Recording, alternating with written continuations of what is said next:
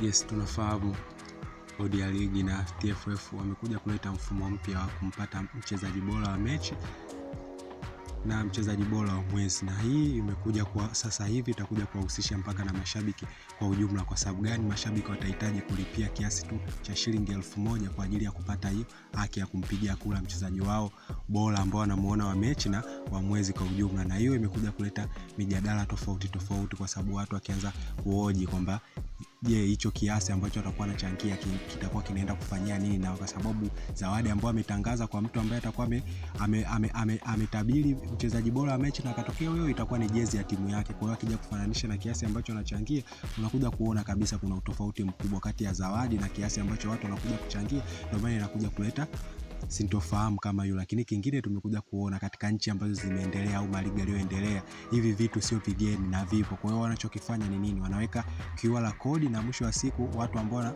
wanataka kupiga kura kwa mchezaji bora wa mechi au wa mwezi, kinachofanyika ni nini?